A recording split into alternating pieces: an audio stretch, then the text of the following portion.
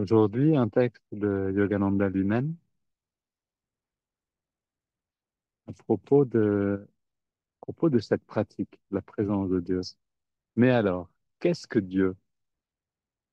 Si Dieu n'est pas la béatitude même, si sa présence ne nous apporte aucune joie profonde, ou pire, si elle ne fait qu'ajouter à notre souffrance, ou si elle n'est pas capable de l'apaiser, pourquoi le désirerions-nous? Non, nous ne voulons pas d'un Dieu qui nous est inutile. Quel intérêt aurions-nous pour un Dieu qui reste à jamais inconnu, dont la présence ne se manifeste jamais en nous, même dans les moments clés de notre vie?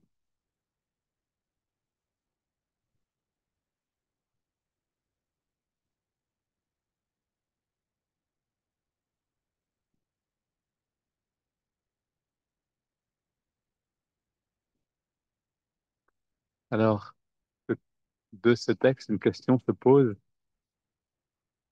Donc, si Dieu, en effet, nous sert à quelque chose, si Dieu, c'est la béatitude même qu'on recherche partout,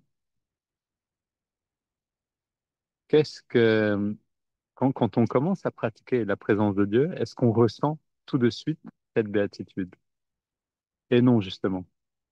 Et en réalité, on aurait peut-être plus de plaisir à manger un yaourt, ouvrir le frigo et manger quelque chose que de pratiquer la présence de Dieu.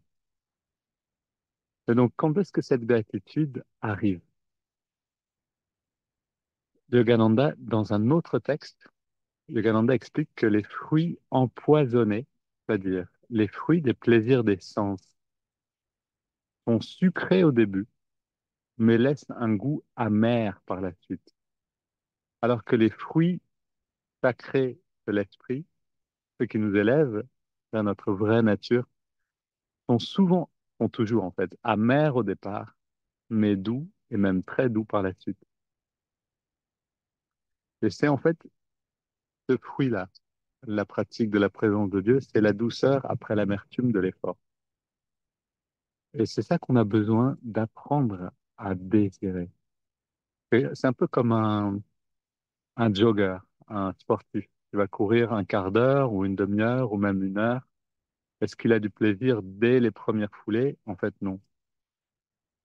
Mais ce qui nous motive quand on va faire un jogging, c'est pas forcément l'effort lui-même sur le moment, mais c'est le bien-être, l'équilibre et même une sorte de clarté intérieure qu'on va ressentir après.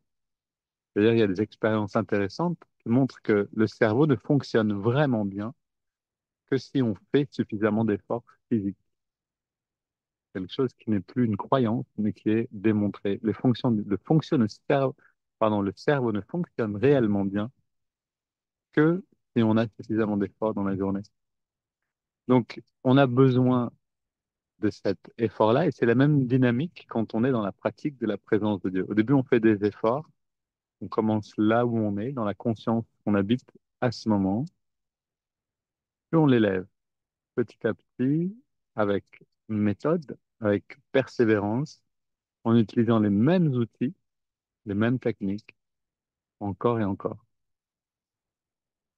Et ensuite, comme un bon coureur, justement, qui connaît son rythme, un coureur sait quand s'arrêter, ne pas aller au-delà de l'énergie qu'on a en réserve pour la pratique elle-même, de l'appétit qu'on a pour la course ou pour la pratique ici. Donc un coureur va finir par se poser, se détendre, s'étirer et ressentir. Et c'est pour nous, c'est là où on commence à goûter vraiment la présence de Dieu. Le gong sonne. Si vous n'avez pas encore de gong qui sonne tous les quarts d'heure ou tous les 20 minutes ou toutes les 10 minutes sur votre téléphone, vous pouvez l'installer. Euh, c'est un grand allié, en fait, quasiment indispensable pour cette pratique.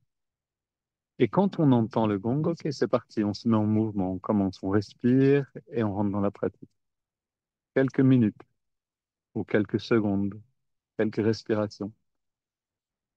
Ensuite, quand on a pratiqué avec intensité, en redressant le regard vers l'œil spirituel, en amenant la confiance vers l'œil unique, celui qui nous permet justement de ressentir cette conscience unifiée. Ensuite, on se détend intérieurement et on observe. Alors, il y a une image qui m'a beaucoup parlé un jour à propos de ce genre de pratique. En fait, c'était à propos de la méditation, mais ça marche tout à fait avec la pratique de la présence de Dieu, bien sûr. Un swami chez Amma disait, méditer, c'est plonger dans la profondeur de l'instant présent. Donc, pratiquer une technique comme la répétition d'un mantra ou la méthode Hong So ou les kriyas, c'est comme l'effort nécessaire pour aller dans la profondeur.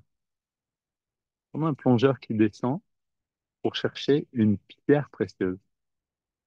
Et cette pierre précieuse, c'est ce qui se révèle, c'est en fait que le moment présent nous révèle quand on est suffisamment allé dans la profondeur. Donc, on a besoin de l'effort de descendre, de rentrer dans cette profondeur, puis ensuite, on se détend et on regarde. Et la pierre précieuse qu'on va trouver, c'est l'expérience de l'instant présent et l'enseignement que cette expérience nous donne. Et, et vous pouvez faire cette expérience. Je vous ai déjà parlé de ce rituel qu'on a avec Janavi. On va se baigner dans la Sorgue, rivière froide, mais on ne le fait pas en parlant, par exemple, ou rarement en parlant. On le fait la plupart du temps en silence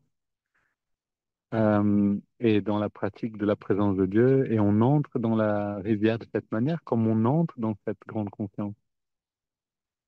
Et l'intensité de la rivière fraîche va augmenter l'expérience elle-même d'une manière assez impressionnante. Et donc, quand on ressort ensuite, on aime bien aller, ça nous arrive juste de parler ensemble, ou de rester en silence, de regarder la nature, ou d'aller dans un magasin, parce qu'on aime bien découvrir le monde à partir d'une autre perception. Et c'est quelque chose qu'on peut faire, bien sûr, à chaque fois qu'on pratique la présence de Dieu. L'instant présent devient une aventure merveilleuse parce qu'on est allé dans la profondeur. Et dans la profondeur, on découvre la pierre précieuse de l'instant, une perception complètement différente du monde. Et alors tout devient une sorte de merveilleuse aventure. Et l'enseignement, c'est-à-dire recevoir l'enseignement, n'est pas quelque chose seulement de mental. Ah, ah, je comprends ceci, je vois un signe qui me dit cela. Mais c'est vraiment Alice au pays des merveilles. C'est un moment ludique, riche et joyeux qui s'imprègne, qui, comment dire, donne son empreinte dans notre conscience définitivement. Alors aujourd'hui, pratiquons de cette manière. Allons dans la profondeur la prochaine fois ou maintenant même, prochaine fois que le gong sonne également. Et ensuite, découvrons la pierre précieuse de l'instant. Une belle journée à tout le monde. À la suite dans le prochain épisode.